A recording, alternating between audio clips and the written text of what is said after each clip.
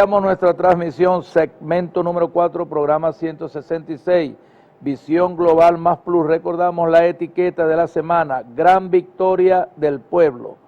Este segmento dedicado a informaciones, noticias internacionales, tenemos como tema de introducción, Tribunal israelí retoma juicio por corrupción contra Netanyahu. El Tribunal del Distrito de Jerusalén reanudó este lunes el juicio contra el primer ministro de Israel, Benjamín Netanyahu, por cargos de corrupción luego de una pausa de 2 meses. De acuerdo con medios locales, el tribunal escuchará varios testimonios sobre las acusaciones contra el premier, quien es acusado de fraude, abuso de confianza y corrupción. El juicio contra el primer ministro sionista, iniciado en mayo del 2020, se retoma luego de que las autoridades de ese país permitieran a los tribunales continuar su labor, que se vio interrumpida desde el pasado 7 de octubre, cuando comenzó el asedio contra Gaza. El pasado domingo, decenas de miles de israelíes se manifestaron en la calle King Saúl de Tel Aviv contra el gobierno de Netanyahu y el genocidio en Gaza, mientras portaban pancartas de "morimos debido a la política de Netanyahu, sal de nuestras vidas". Netanyahu, quien se ha declarado inocente, se encuentra exento de asistir a las audiencias judiciales. No obstante, fuentes israelíes ponen en relieve la posibilidad de que testifique dentro de unos meses. Bueno, es lamentable que es el mismo Estado israelí quien está acusando a su primer ministro Netanyahu por fraude, abuso de confianza y corrupción. ¡Qué vergüenza! Es la Corte Penal Internacional quien tiene que juzgar y sentenciar a cadena perpetua al señor Netanyahu por los crímenes de lesa humanidad, la guerra, el bombardeo indiscriminado, la masacre, el asedio a la población civil de Palestina, que está ahí resistiendo y defendiendo su territorio de los filisteos, que ellos heredaron, y que la Organización de las Naciones Unidas, en una repartición, como si eso fuera un pastel, les entregó el 85% de su territorio, y ellos se quedaron con el 15%, la Franja de Gaza y Cisjordania, y todo el territorio de lo que es Jerusalén, como es una tierra santa para los creyentes, para los religiosos, quedó en una administración neutral, pero no ha sido posible, después de la fundación del Estado de Israel, el Estado sionista de Israel, promovido por David Ben Gurión en 1947-48, se inicia un proceso de 70 años de ocupación ilegal de los ciudadanos israelitas, que después de la Segunda Guerra Mundial, que culminó en 1945, contabilizaron por lo menos 6 millones de judíos muertos. Cuando el fin de la guerra de 1945, la Organización de las Naciones Unidas acuerda entregarle el territorio de los palestinos a los colonos judíos que venían de no tener tierra donde llegar, y se llega a la creación del Estado judío, del Estado sionista de Israel y del Estado palestino, con la diferencia que el Estado de Israel se consolidó por todos los miembros de la Organización de las Naciones Unidas. Pero han pasado 70 años y el pueblo de Palestina sigue ahí como mendigos en su propio territorio heredado de sus ancestros, de sus antepasados, sufriendo en los últimos años las peores de las humillaciones. Sistemáticamente el colonialismo israelí ha ocupado aún más ese 15% de sus territorios. En sus territorios se están defendiendo. Hace unos meses atrás, el 7 de octubre, se inició un bombardeo indiscriminado contra toda la población civil. Van más de 10.000 muertos. La Organización de las Naciones Unidas solicitó un alto al fuego. Para nada siguen los bombardeos del ejército sionista israelí, un ejército que está pertrechado, tanto así como los mismos miembros de la Organización del Tratado del Atlántico Norte de la OTAN o cualquier ejército de país imperial como los Estados Unidos de Norteamérica o la Unión Europea, contra un grupo rebelde que está reclamando, por favor, se estatuice ya constitucionalmente su Estado palestino, pero el egoísmo de los imperios, la voracidad de los israelíes, sus gobernantes han impedido esto. Entonces ahora el señor Netanyahu, que es responsable de los más de 10.000 palestinos muertos en estos últimos mes y medio, el 7 de octubre para acá, hay un cese al fuego por solicitud de la Liga Árabe y los países musulmanes del mundo protestando. Hubo un alto al fuego humanitario en el derecho internacional humanitario, en los derechos que tienen las naciones para en un enfrentamiento armado interno de una república o de una república contra otra república, cualquiera sea la causa, deben de respetarse la vida de los prisioneros, la vida de los civiles, de los niños, de los adultos. No se puede bombardear hospitales, eso es un crimen. No se pueden bombardear escuelas donde hay niños, ni liceos, ni universidades, la manera como la filosofía israelí quiere tratar al pueblo palestino, que hay que exterminarlo, así como quería Adolf Hitler definitivamente eliminar toda la raza israelí y judía. Bueno, así pareciera que ellos ahora en venganza han creado el holocausto ahí en el territorio de Gaza y Cisjordania, que siguen resistiendo y sigue resistiendo Palestina, sigue resistiendo. Por este señor en verdad yo no le voy a hacer caso a estos crímenes por los cuales se le está acusando ahí en Israel. Imagínense, fraude, abuso de confianza y corrupción. Usted tiene ya varios periodos de ser primer ministro. Solamente vamos a contabilizarle los más de 10.000 muertos y más de 30.000 heridos, donde usted es el único responsable porque usted es el único que puede parar definitivamente esa guerra contra el pueblo palestino. Aquí tenemos, vamos a tomar un poquito de agua. Me emocioné un poco. Aquí tenemos otra noticia. Israel ordenó la retirada de la delegación de inteligencia que envió a Qatar para negociar a través de la mediación de autoridades cataríes, egipcias y estadounidenses pactos y treguas con el grupo de la resistencia palestina Hamas, al considerar que las conversaciones alcanzaron un punto muerto debido al estancamiento en las negociaciones y siguiendo instrucciones del primer ministro Benjamín Netanyahu. El jefe del Mossad, David Barnea, ordenó al equipo negociador en Doha que regrese a Israel. El anuncio se produce cuando Israel renovó sus bombardeos en zonas civiles de la franja de Gaza con un saldo preliminar de más de 200 muertos. Ahí sigue Netanyahu. No hay manera de que se pare esa guerra del pueblo israelí, de los soldados israelíes, perdón, contra el pueblo palestino. Es necesario ya, señor Netanyahu.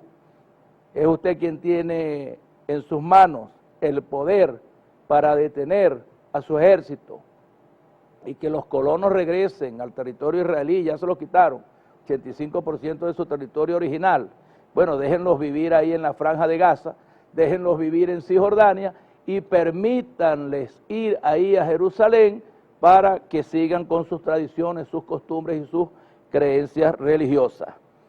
Aquí tenemos otra noticia. Los líderes musulmanes residentes en Estados Unidos aseguraron este domingo que se unirán contra la reelección del presidente Joe Biden por su respaldo a la agresión de Israel contra Gaza. Los musulmanes de Minnesota el pasado 31 de octubre exigieron al Ejecutivo que abogara por el alto al fuego en Gaza.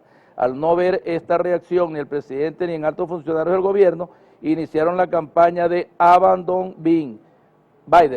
La iniciativa en cuestión ha ganado fuerza en el país y ha extendido a Michigan, Arizona, Wisconsin, Pensilvania y Florida. Bueno, ahí tienen ustedes los musulmanes en Estados Unidos. Bueno, yo creo que Joe Biden no tiene capacidad ya física ni de salud para repetir una nueva reelección allá en los Estados Unidos de Norteamérica.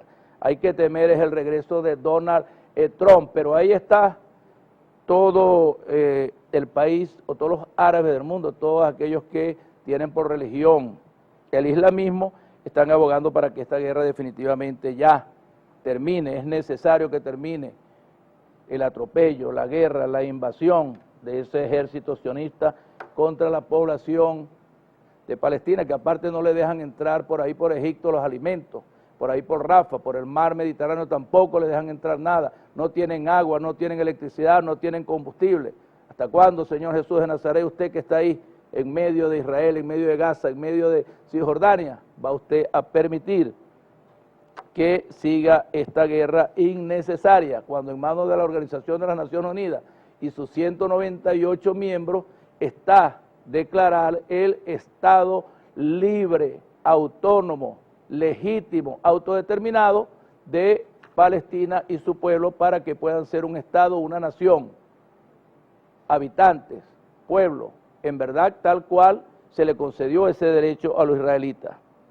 Aquí tenemos, Madrid se ha convertido en el centro de las protestas contra las sesiones de Pedro Sánchez a los partidos separatistas. El Partido Popular ha logrado reunir a 8.000 personas en el acto de protesta contra el gobierno celebrado este domingo 3 de diciembre en el Parque del Templo de Debod en Madrid bajo el nombre de Acto en Defensa de la Constitución y de la Igualdad de todos los españoles. Tras la reunión que celebraron este sábado delegaciones del Partido Socialista Obrero Español, el PSOE, y juntas en Suiza, para cumplir con el acuerdo que propició la investidura de Pedro Sánchez como presidente del gobierno. Bueno, ahí está Pedro Sánchez tratando de dar, por supuesto, concesiones a los separatistas que están protestando, pero siempre los grupos de la ultramonarquía se oponen a que el País Vasco, por supuesto, y los otros estados que están solicitando su autonomía, su independencia, no pueda dárseles, pero nada de lo que tenga que ver con la igualdad de cualquier ciudadano español. Y allá hablan de la democracia española y tienen un rey, o han tenido reina, tienen un parlamento y tienen un primer ministro, un presidente que está bajo el tutelaje de la monarquía española. Aquí sí hay democracia. 30 procesos electorales en 24 años. Ahí tienen, señores españoles. Vengan aquí a Venezuela a aprender de democracia, de civismo, y cópiense un poco de esta Constitución redactada por representantes mayoritarios de un pueblo y dejen ya ese tema de la monarquía. Eso no se ve sino en naciones de siglos y siglos y siglos atrás. Aquí tenemos otra noticia. Las delegaciones del gobierno de Colombia y del Ejército de Liberación Nacional iniciaron este lunes la quinta ronda de diálogo de paz. México reitera su permanente compromiso con la solución pacífica de las controversias y con la promoción de la paz y seguridad en América Latina, así como su respaldo firme e inequívoco al proceso de paz entre el gobierno de Colombia y el ELN. Del mismo modo, la Cancillería mexicana expresa su confianza de que esta nueva ronda de negociaciones abra vías para alcanzar una solución definitiva y duradera del conflicto. Bueno, nosotros hemos comentado varias veces aquí del drama que vive Colombia, del drama que vive el pueblo colombiano, el Estado colombiano, hoy dignamente representado por un presidente que es de izquierda, que es progresista, que es nacionalista, tratando ya en este quinto ciclo de negociaciones con el Ejército de Liberación Nacional.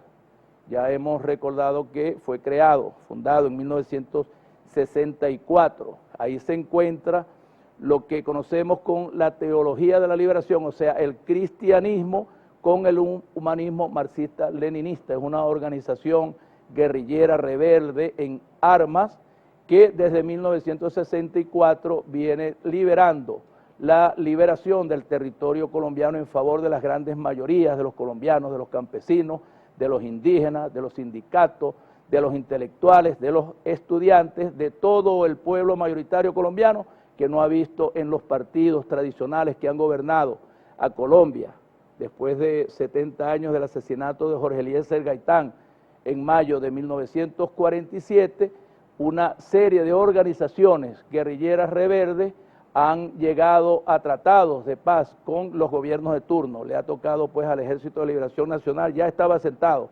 ahí en Ecuador, tratando con el gobierno de Juan Manuel Santos, una vez culminado el tratado de paz con las FARC, Fuerzas Armadas Revolucionarias de Colombia, Ejército del Pueblo, quienes negociaron en Cuba desde el año 2012 hasta 2016, y después de un plebiscito, aun cuando se perdió el fundamento de la negociación, bueno, fue llevado ahí al Congreso de la República de Colombia y se aprobó, se firmó un acuerdo de paz en el año 2016 con bombos y platillos, le dieron a Juan Manuel Santos el Premio Nobel de la Paz, imagínense ustedes, y se inició una agenda exploratoria con el Ejército de Liberación Nacional, que prácticamente, bueno, al irse Santos y ganar Iván Duque en 6 meses, inmediatamente se suspendieron los diálogos de paz en esa agenda exploratoria que pudo haber encaminado ya unos años atrás a la verdadera paz duradera de Colombia. No fue así,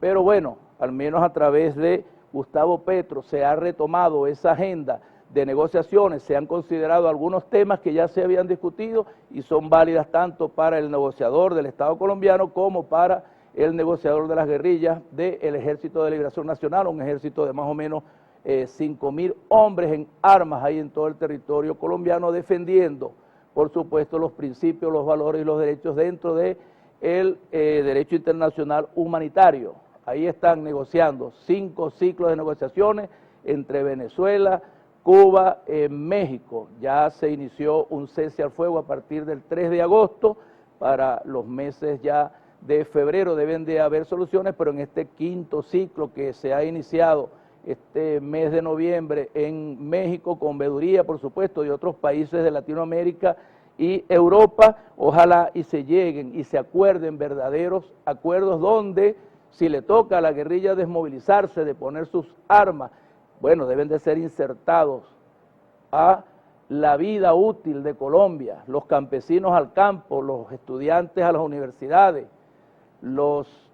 aquellos que de una u otra manera tienen sus oficios, y también reinsertarse en los cargos públicos que les son negados, por lo cual ellos siguen de manera continua enfrentándose a los militares, enfrentándose al status quo colombiano, más ahora que sabemos que Colombia, aun cuando tiene un presidente como Gustavo Petro, mantiene 7 bases militares de los Estados Unidos de Norteamérica, que llegaron hace unos años atrás con el propósito de erradicar los cultivos de coca, porque todos sabemos que Colombia es el país con los mayores cultivos de cocaína del mundo, el mayor traficante, productor de cocaína y el mayor consumidor, los Estados Unidos. Bueno, le meten ahí 7 bases militares, imagínense ustedes, ¿para qué? Sustitución de los cultivos de coca, de marihuana, de heroína, eso es mentira.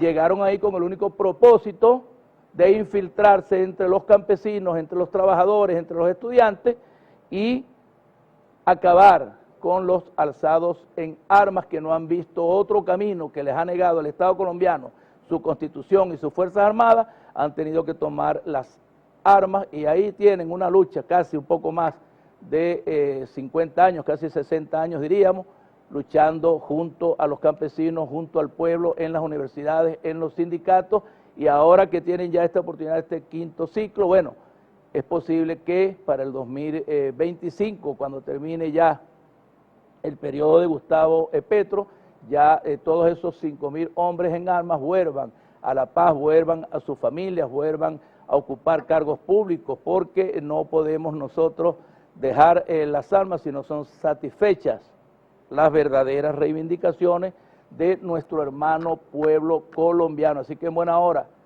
nuevo ciclo, 5.º ciclo, señor Gustavo Petro, señor comisionado de la paz, señores del Ejército de Liberación Nacional, volvamos a la teología de la liberación, al encuentro del cristianismo con el humanismo, del marxismo-leninismo, y firmemos una paz duradera, pero que se cumpla, no que se desmovilizan y entonces después son perseguidos, son asesinados, como han sido perseguidos y asesinados todos los desmovilizados, o la mayoría de los movilizados de las Fuerzas Armadas Revolucionarias de Colombia. Bueno, vamos aquí a otra noticia. No, ya vamos a la 4ª pausa con un video y regresamos con el video número 5. We spoke over the phone, Prime Minister. Israel has the right to self-defense against these attacks. But let me also be clear, Israel must also abide by international law, including international humanitarian law, in its response. Because we suffered also in Spain, I'm convinced that terrorism cannot be eradicated exclusively through the use of force. My second message is that we need to urgently stop the humanitarian catastrophe in Gaza. The dreadful suffering of hundreds of thousands of people in Palestine is appalling. The whole world is shocked at the image of that we see coming from Gaza every day. The number of Palestinians killed is truly unbearable. I believe that all civilians must be protected at all costs. Military operation must clearly distinguish between terrorist objectives and the civilian protection. They deliberately target civilians and they deliberately hide behind civilians and use them as a human shield. That's a war crime. So what is a democracy committed to the laws of war supposed to do? Do the laws of war give exemption to such criminals? And the answer is they don't. They say, do your best to target the terrorists. Do your best to minimize civilian casualties. But if we, the democracies, say that under no circumstances should we go in, because civilians tragically get killed, then we lost. We lost before we begin. You lost and you lost. Spain lost. Belgium lost, because this will spread. You will see it very soon.